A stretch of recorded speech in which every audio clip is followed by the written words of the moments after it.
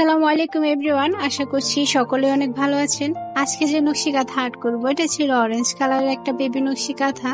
আপু আমার থেকে একসাথে 10টা বেবি নকশি কাঁথা অর্ডার করেছিল। তো অরেঞ্জ কালারের নকশি কাঁথার ডিজাইনটা একটু নতুনই ছিল, সেজন্য এটা ভিডিওর মাধ্যমে আপনাদের সাথে শেয়ার করছি।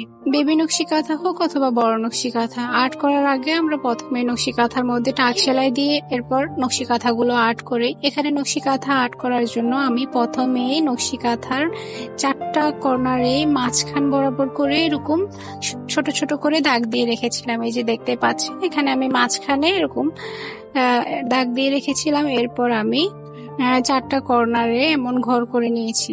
ঘর করা শেষে একটা কর্নার থেকে আমি আর্টটা শুরু করছি। আর্টটা একটু লতা পাতা টাইপসের ডিজাইন হয়ে যাবে। পুরো নকশি কাঁথার মধ্যেই কিন্তু এরকম 4টা কর্নারে এই আর্টটা হবে। এটা আপনারা আপনাদের ইচ্ছে মতো করে যে কোনো ভাবে আর্টটা করতে পারেন। এরকম সুন্দর করে করে শুধু সবগুলো ফুল একই সাইজে রাখার চেষ্টা করবেন যাতে দেখতে সুন্দর দেখায়। আজকের আর্টটা আমি করছি সুতি পপলিন কাপড়ের মধ্যে। এই ডিজাইনটা বড় নকশি কাঁথাও করা যাবে। সেক্ষেত্রে বড় নকশি কাঁথায় আর্ট করতে গেলে হবে 4টা কর্নারে এরকম আর একটু বড় বড় হয়ে যাবে সাইজটা, এবং পুরো কর্নারটাতে এমন টাইপসের ডিজাইনটি হবে এবং মাঝখানে যে খালি ঘরটা থাকবে এখানে ছোট ছোট করে ঘর দিয়ে দেওয়া হবে যাতে পুরো ডিজাইনটি দেখতে গর্জিয়াস লাগে। এই আর্টটা করাতে এখন কিন্তু খুব একটা গর্জিয়াস দেখাচ্ছে না, কিন্তু এই ছোট ফুলগুলো যদি সুন্দরভাবে ভরাট করে সেলাইটা দেওয়া হয় তাহলে সেলাইয়ের পর কিন্তু এই ডিজাইনটা খুবই সুন্দর এবং গর্জিয়াস দেখাবে। এখানে আমি 4টা কোণায় কিন্তু সেম ডিজাইন করেছি, সেজন্য আমি বাকি 3টা কর্নার আর্ট করার সময় আর ভিডিওর মাধ্যমে দেখাইনি। এখন মাঝখানে যে খালি ঘরটি রয়েছে এখানে আমি সুন্দর করে ঘর করে নিব। এখানে একটু লক্ষ্য করলে দেখতে পারবেন আমি ঘরগুলো করার জন্য একদম মাঝখান থেকে শুরু করেছি।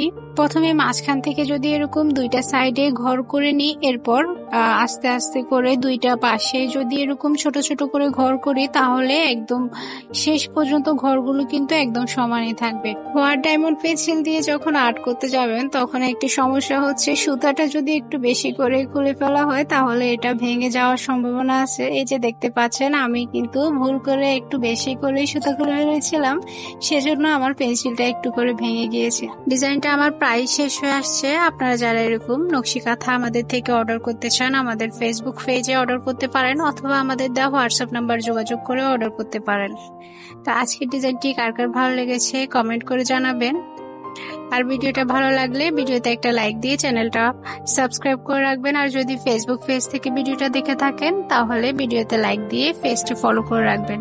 আজকের ডিজাইনটা ছিল এ পর্যন্তই। ভালো থাকবেন সবাই, আল্লাহ হাফেজ।